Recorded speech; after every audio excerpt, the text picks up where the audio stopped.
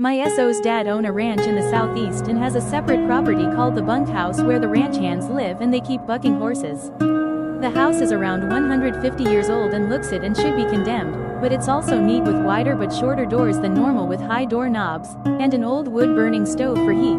Think the kind that's got short legs and is round with a door on the front.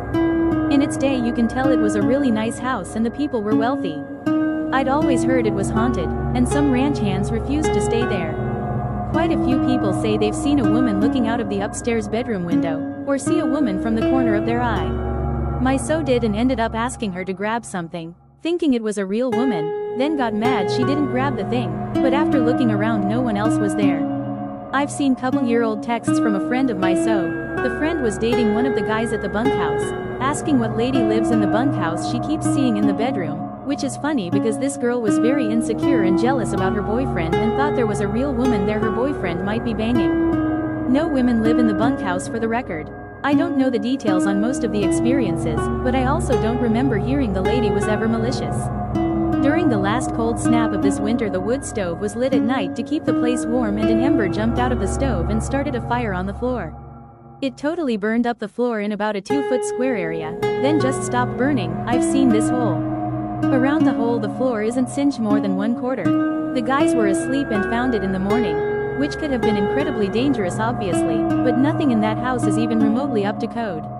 Anyways, one of the guys is fixing up the place and crawled under the house to fix the floor. In the southeast old homes don't have basements or root cellars, just crawl spaces between house and dirt. Right near where that hole burned was a tombstone. I was out there taking care of a horse and foal when he found it. The tombstone is for a woman, L.E. Pinson, who died at 31 years old in 1868. It lists her as the consort of W.H. Pinson, which means she was an early wife and her husband was likely to remarry after her death. I don't know if the house was built before or after the tombstone, and I have no idea why there'd be a tombstone under there in the first place or if her body's there or not. The city property records show her husband had owned that property. I went to the old graveyard at the Baptist church it says she attended and looked for her, but couldn't find her. I found the Pinson plot where her husband is buried next to another woman, this one labeled, wife, but found no tombstone for let in the cemetery. The Pinson plot had a border and could easily fit another couple graves, but there were just the two of them, who died in old age. There also weren't any tombstones for babies, kids with the Pinson name, while most family plots had several child graves, usually on mini tombstones and with the first name, infant, or little last name. At 31 in the 1800s you'd expect a woman to have several children already, and you'd expect that of the other wife as well, so I don't know if maybe WH was infertile? Just guessing there. My first and only personal experience with creepy was around when I was about 9 years old. Me and my friends used to play around the neighborhood exploring places. We almost used to always choose places which were not crowded and were empty-ish, without telling our parents. There was this one house I had my eyes on. This place was old and abandoned.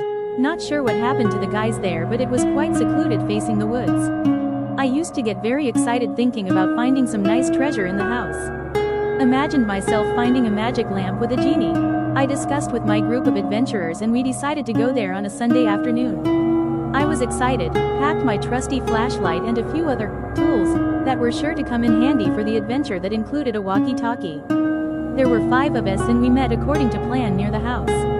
2 guys stayed back to keep an eye out with a walkie-talkie and were supposed to alert us in case of any adult situation. Rest of us went near the backside and crawled beneath the fence to reach the backyard. Now this was some creepy backyard. Couldn't even hear leaves rustling and the old broken children's swing in the corner creeped Joe out. Me and Stacy made fun of him and then went on to break into the house. The door was already broken and needed a bit of push to open. We went in and were greeted with the most obnoxious smell we had ever smelled. Now this smell was literally rotten. I thought some animal had gotten in and died somewhere inside. We covered our nose and pushed on to explore inside.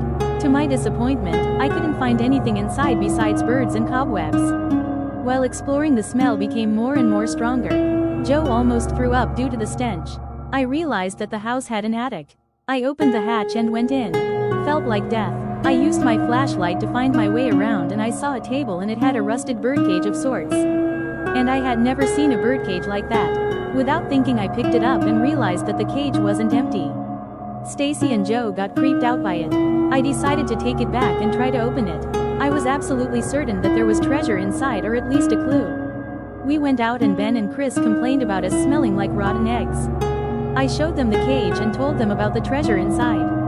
At this point, Stacy wants to go home as she starts feeling sick. I promised her it won't take long, and we rushed back to my home, to my dad's garage. We picked up a wrench and started trying to open the little gate. To our surprise, it didn't open. It was way too strong for being old and rusty. After almost an hour, we just gave up and went back. I went back to home and Mom asked me where I was, and I told her we were playing in park. She came close to me and started retching. She told me, "Addie, you smell like rotten eggs." That creeped me out, and I went on to take a bath and clean myself. I went to sleep and woke up after a while to some commotion. I went out and saw Stacy's parents. Apparently she had fainted and couldn't breathe properly, was wheezing a lot. Told her parents about our adventures. My dad looked in the garage and found our birdcage. Not sure what he did with it, but I was grounded and got very sad. A few days later, I came to know that Stacy has been diagnosed with asthma. Now I had known her a couple of years and she was pretty healthy. I went to meet her, and what she told me haunts me to this day. She said, "He likes choking me." When I asked her what does she mean by he, she told me, "The man standing there," and pointed towards an empty corner. Needless to say, I was creeped the fuck out and no pet out of there. Her parents moved from there soon, and I don't know how she is now.